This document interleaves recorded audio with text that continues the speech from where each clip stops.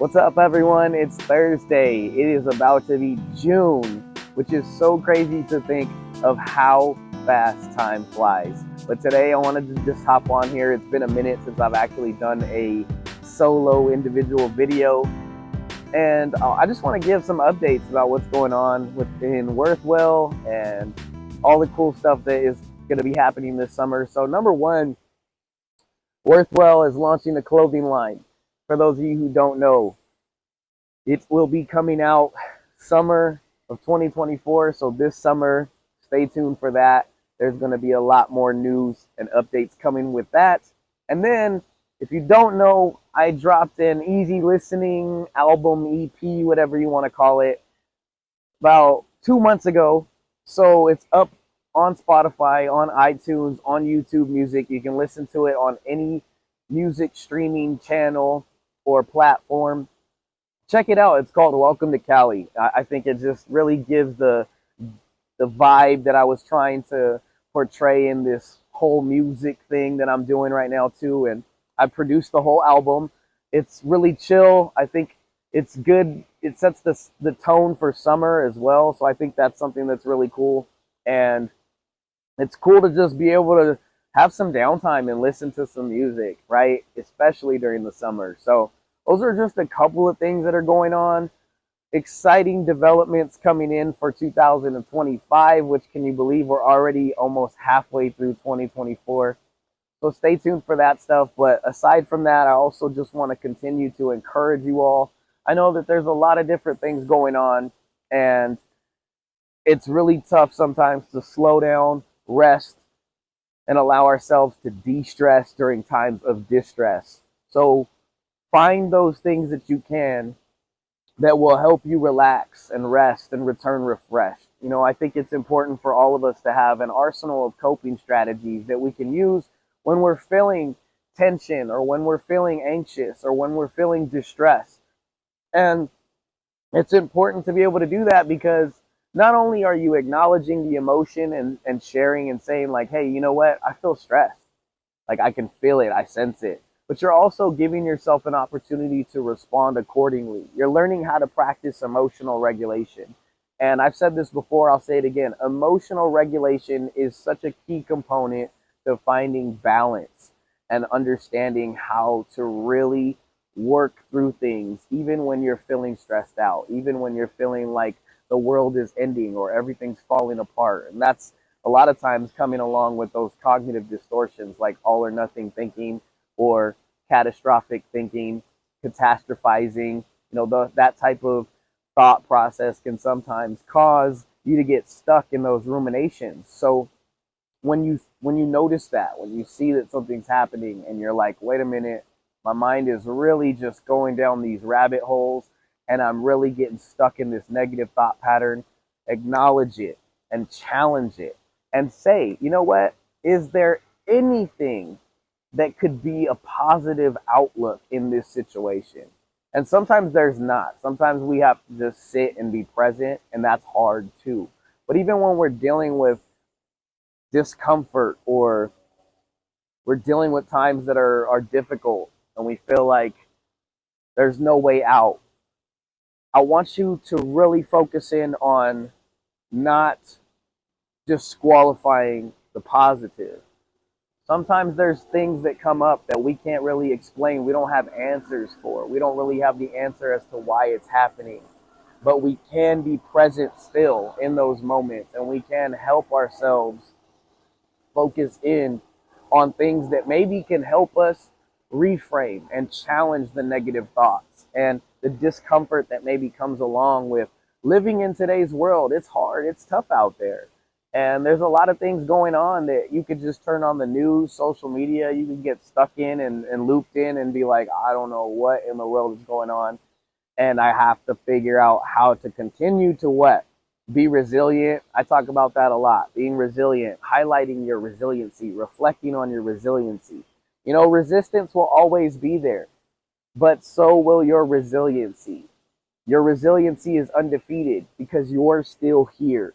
So when you have times that make you feel like there's nothing left in the tank, find something that can help you recharge. take care of yourself emotionally and physically.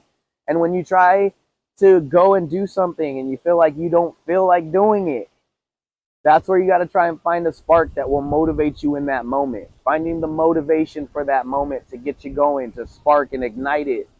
Because a lot of times in life, we do things that we don't feel like doing. It's just a part of life in a lot of ways, right? And that's why I also talk about faith. And when we don't feel like it, we got to faith like it.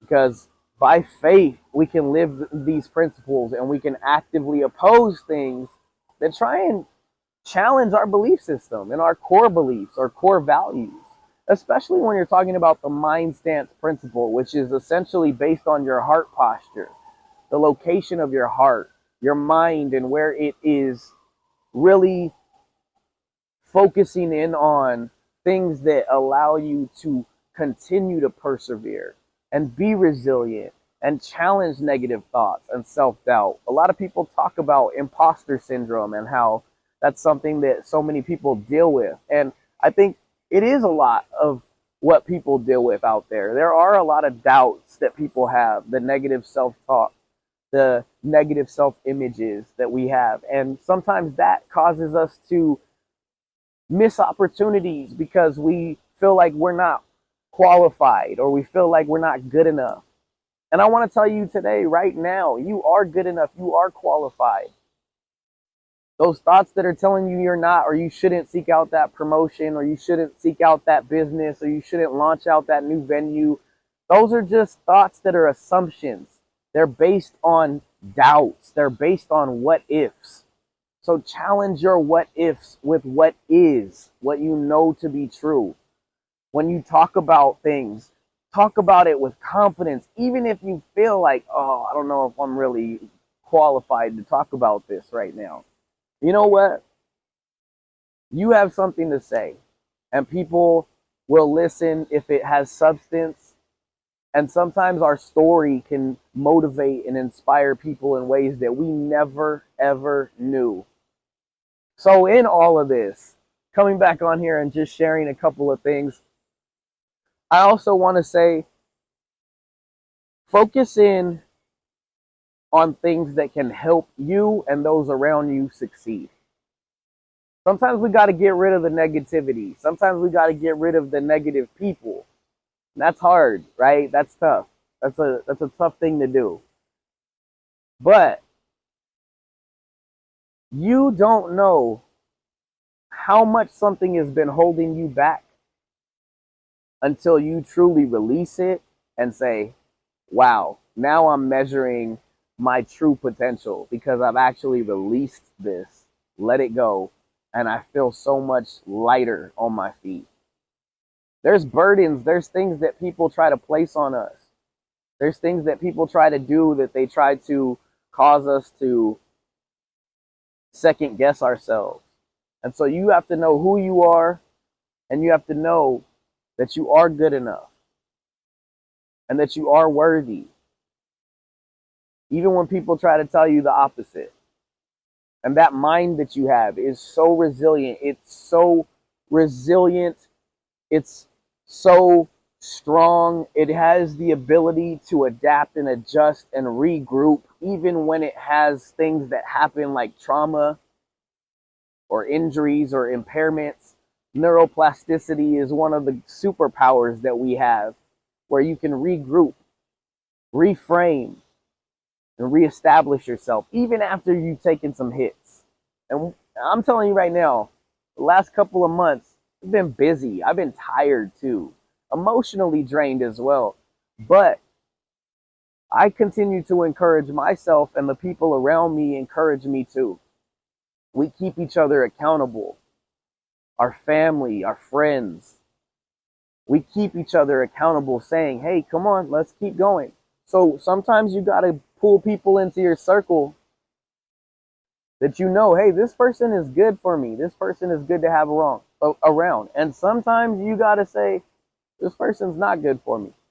I need to separate myself from this person. And that's hard too. And in a lot of ways, that can be a grieving process because you're losing something that maybe you were attached to.